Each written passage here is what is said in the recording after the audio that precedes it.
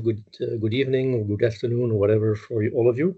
I'm Jean. I'm the program technical coordinator of this program, and I'll tell you first a little bit about the Erasmus Mundus Joint Master Programs. What are these? Well, these programs they already exist for 20 years since last year.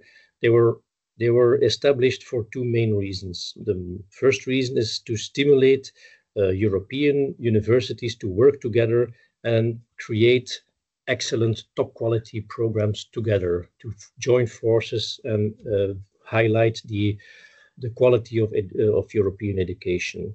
By now, there are about 200 of these programs, 200 and something, on all different fields, ranging from forestry, winemaking, tourism, language, whatever. And we are one of these over 200 programs. The second reason to establish these programs 20 years ago was to attract excellent students worldwide to these European programs. So excellent students, that may be you next year, who knows.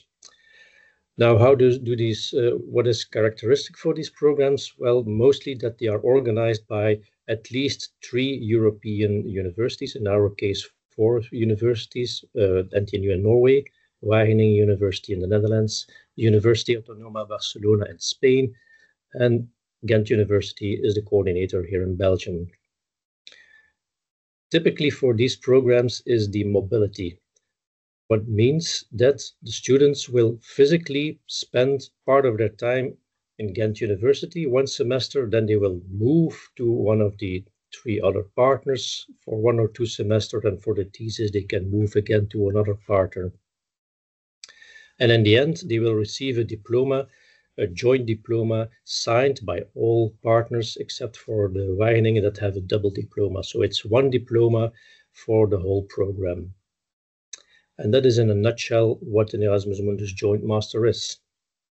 And I give the floor back to Leen.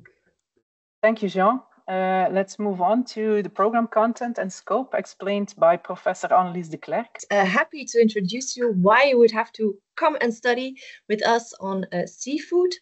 I think we all know the importance of seafood. It provides proteins, omega-3 fatty acids, a lot of minerals, vitamin A. And on the next slide, you can actually see the trends in aquaculture versus fisheries. So when we look at the blue part, we see the statistics since 1918 on capture fisheries production, where we see that it's quite stable. Over the years, it has become, or it stayed stable, but the world population keeps on growing. And the extra proteins that we need, we can provide via aquaculture production, which you can see in a more reddish part. And there's also an outlook for the future. It keeps on growing. So if you choose for our master, then you are choosing for a sector that is still growing. Now, in the next slide, we see that the technology behind the aquaculture is also a booming business. Also, it's driven bio-industry. There is a lot of work going on, not purely on the fish production, but also on other sectors around it and beneficial effects and products that we can extract from aquaculture products as well. On the next slide, you see what the challenges are for sustainable aquaculture development, and hence where our training is built around. So we work around feed, farming, health, and life cycle. And we work around 4 groups of species. We have the fish, the crustaceans, the mollusks, and the seaweeds. And of course, the important interaction with the environment. In the health management in aquaculture Erasmus program, the focus is on health. And the objective is to culture tasty and safe food of aquatic organisms in a sustainable way. In the next slide, you see the program objectives. So firstly, we need to understand interactions between the farmed organisms with pathogens and with the environment. So it's a triangle, and when there is a disbalance between one of those, we can get into trouble, and we can have or develop interventions to prevent disease, to work on nutrition and also zoo techniques to make sure that we can keep these animals healthy, also the food production healthy and sustainable, to in the end have tasty, safe, sustainable food. Now on the next slide, you see our partners, which were already mentioned by Jean. We also have our associate partners, where you, for example, also can do internship and thesis work. They're Kazetsart University in Thailand, Kanto University in Vietnam, University Terengganu in Malaysia. We also have other partners, Worldfish, Sea-Rats, and they keep on expanding. On the next slide, you see the curriculum and the mobility that you would be involved in. So in the first semester, you see that you will learn about basic principles in health management in aquaculture at Ghent University. So this semester, you are entirely at Ghent University after a very nice inception program, which is organized by our International Training Center. In the second semester, you can split up and choose one of the 3 tracks within the Erasmus program. And then there's also a 4th track, but that's not part of the Erasmus program. So the 3 tracks, the one focuses on health and impact on the environment. That one you can follow at Wageningen University in the Netherlands. Then you have a program specialized on ecosystems and health at NTNU in Norway, and then on animal health and welfare at the University in Barcelona. Then in the 4th semester, so that's the 2nd and the 3rd semester. And in the 4th semester, you all make your thesis. And your thesis, you can choose where you perform this thesis, be it at one of the 3 partners or at Ghent University or with one of our associate partners. And then on the next slide is presented our AquaH Management Board with, Jean already mentioned it.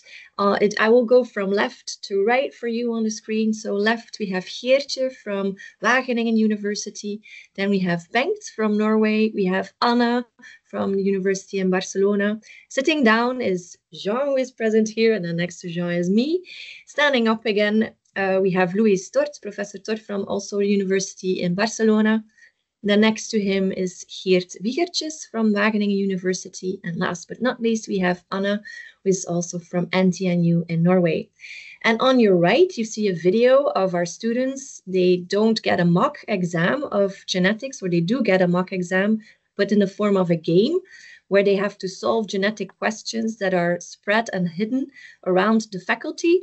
And if they solve them in a right way, and the one that has the best answer, the most correct answers within the shortest amount of time, they gain a prize, which you can see here, where our this year's students are posing with the trophy that they won, this is the chocolate letters, during one of the activities within the genetics course. For us, it's also very important to that our students excel at international level, which you can find on the next slide, where here you can see one of our students, my thesis student, Jishu Tang. He's a Chinese student, and he has presented his thesis work at the Aqua 24, which is a huge European aquaculture conference, and also the World Conference every 2 years in Denmark. This time it was September. He presented on essential oil components and the work that he had done there, and he won the best oral presentation.